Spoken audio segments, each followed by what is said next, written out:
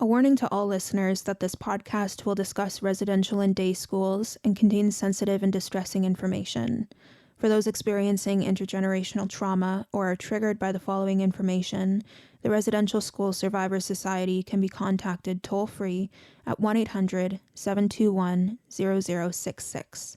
That's 1-800-721-0066. And a 24-hour National Residential School Crisis Line can also be contacted at 1-866-925-4419. Again, that's 1-866-925-4419. Segon, ani bojo. Hello everyone, and welcome to this episode. I'm Hannah, a Ganyakahaga woman working as a summer student for the United Church of Canada's Canadian Shield Regional Council's Right Relations team. And over the course of the month leading up to Orange Shirt Day, we've been releasing a 5-part podcast that covers the United Church of Canada's involvement in the residential and day school systems in Canada. This is the final episode of the podcast series, so if you haven't had the opportunity to listen to the others, I would recommend doing so now. We're going to be talking about reconciliation today, and it's vital for you to know the historical information we discussed in the past episodes in order to meaningfully engage with the discussion surrounding reckoning and reconciliation. We talked about the history of apologies from the United Church of Canada and the other religious and government institutions involved in the residential school program in episode 3 of this podcast. You'll remember that the United Church delivered their first apology in 1986 at the request of Alberta Billy and the Native Ministries Council. This apology was a broad apology and made no reference to residential schools. The United Church's specific residential school apology came in 1998. You'll also remember that these apologies have not yet been widely accepted by Indigenous peoples and organizations. This is because concrete action needs to follow the words and promises of these institutions. We're going to talk about the steps the United Church of Canada has made and is planning to make reconciliation a reality. But first, what is reconciliation? Reconciliation is a word that has many different meanings for many different people, but I think it's important that we draw attention to the definition of reconciliation in the words of some Indigenous people.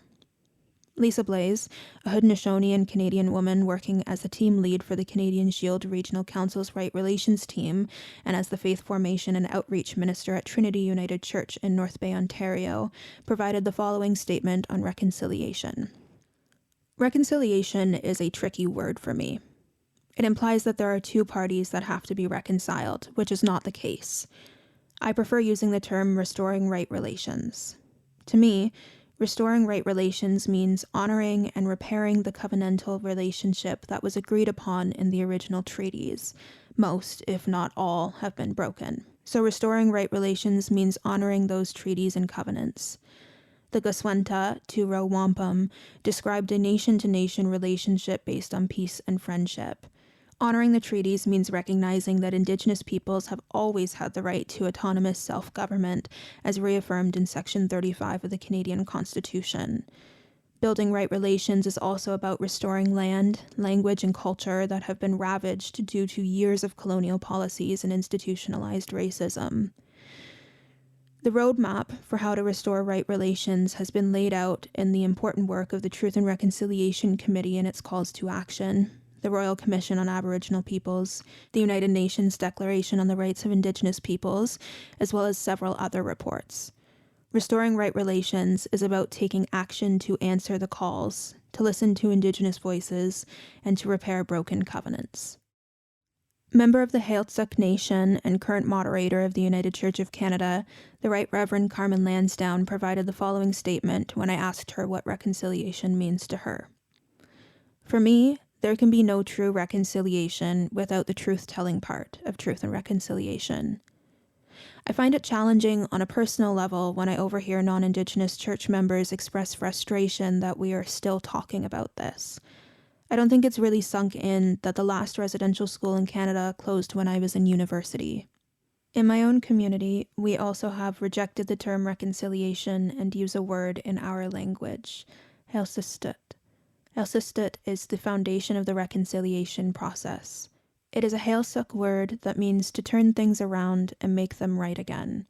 Our joint leadership chose this word as a means of expressing that it is non-Indigenous people that need to turn around and make things right, not reconciliation between two parties who have caused mutual harm. I support that definition. As you can see, the term reconciliation is often rejected by many Indigenous peoples for a variety of reasons. It's important to keep the words and feelings of Indigenous peoples in mind when engaging in reconciliation or restoring relationships. But it's also important to not always ask Indigenous people for direction when it comes to reconciliation. Indigenous peoples have been victimized at the hands of colonial institutions for centuries. If non-Indigenous people are sincere in their promises of reconciliation, they need to make an effort. Guidance has already been laid out in a variety of documents: the Truth and Reconciliation Commission's calls to action, the United Nations Declaration on the Rights of Indigenous Peoples, etc. When I asked the Right Reverend Carmen Lansdowne to provide her statement on reconciliation, I also asked her about the steps the United Church is taking to work towards reconciliation. The following is a list of these steps. Remit 1 and the creation of an autonomous Indigenous church. A reminder that this remit requires a vote by every regional council, and not registering a vote is considered a vote against the proposal. It is extremely important that every regional council votes. The creation of an autonomous Indigenous church was one of the TRC's calls to action, and passing the remit signals the church's commitment to reconciliation. Inaction on the part of any regional council is telling. Ongoing participation in the parties to the agreement, non-Catholic church parties, Assembly of First Nations, Inuit Tapirit Kanatami, and the Government of Canada, especially on fulfilling calls to action. Bringing the Children Home, an initiative created by the United Church of Canada which makes funds available to Indigenous communities to support the work of identifying unmarked graves, knowledge gathering, commemoration, ceremony to honor those who did not return from residential school, direct provision of all United Church records related to residential schools to these communities, and archival and oral history work to create a document index and narrative of all the information the United Church has related to student deaths and burial sites.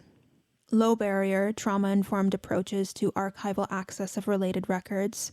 This will also be the case with day school records once they have been digitized. Participation in the My Records, My Choice process related to records retention. The creation of the Healing Fund grants, which provides up to $15,000 to Indigenous communities to create healing, culture, and/or language projects, and the Justice and Reconciliation Fund grants, which supports projects initiated by regions, congregations, outreach/community ministries, and theological education centers that foster dialogue, reconciliation, and relationship building between Indigenous and non-Indigenous peoples. And finally, participation in the national gatherings of the Office of the Special Interlocutor on Unmarked Burials. Personally, I think the steps the United Church of Canada are taking towards reconciliation are great so far. Much of the work that needs to be done now comes at the regional or congregational level. Supporting the National Day for Truth and Reconciliation, Indigenous History Month, and Indigenous Peoples Day should be a given. I would also recommend that the United Church of Canada issues an updated and revised apology about residential schools that includes mention of day schools. When I asked the Reverend Carmen Lansdowne about the possibility of one, she wrote that the United Church of Canada recognizes the importance of apologies to Indigenous peoples who attended colonial institutions in which the church was involved, and is in active conversation with its Indigenous and non-Indigenous members about what next steps should be taken. I hope the church considers delivering this apology since it has been requested by a number of Indigenous peoples and organizations. So it comes to this question. Is reconciliation a reality? You'll find different opinions from different people. I know some Indigenous people are skeptical about reconciliation for good reason. Others believe we will never reach it. It's a tricky subject, but non-Indigenous people and colonial institutions have the responsibility to unwaveringly believe that reconciliation can become a reality. There are still a shocking number of people that deny colonization and the residential school system. Only earlier this summer, deniers tried to dig up suspected unmarked grave sites at the former Kamloops Indian Residential School in an effort to prove that children were not actually buried there. Colonial institutions have the responsibility to educate their patrons to minimize the effects and reach of this pervasive denialism. Again, guidance has already been given to these organizations through recommendations and reports. We move towards reconciliation through funding, healing, self-determination, and land back. But I think one of the most important things that can be done right now is simply listening. Non-Indigenous institutions have historically not listened or have spoken over Indigenous peoples. I encourage everyone who is serious about committing to reconciliation to listen to the stories of survivors and the teachings of our communities. You've already participated in this act of reconciliation by listening to this podcast and allowing yourself to be educated. Do not speak over us or ignore us again. Thank you for taking the time to listen to this podcast over the last month. If you are looking for further resources, I encourage you to read the Truth and Reconciliation Commission's reports, the United Nations Declaration on the Rights of Indigenous Peoples, the Royal Commission on Aboriginal Peoples, and the Bryce Report. The Canadian Shield Regional Council's Right Relations team has also shared a number of resources, including reading and listening lists. There are also a number of free courses offered by Canadian universities that discusses the relationship between Indigenous peoples and Canadian colonial institutions. I hope you continue your education and commit yourself to right relations. Once more, for those experiencing intergenerational trauma or are triggered by the information in this podcast, the Residential School Survivors Society can be contacted toll-free at 1-800-721-0066. That's 1-800-721-0066. And a 24-hour National Residential School Crisis Line can also be contacted at 1-866-925-4419. Again, that's 1-866-925-4419. Niawa, Chimigwech, thank you for listening.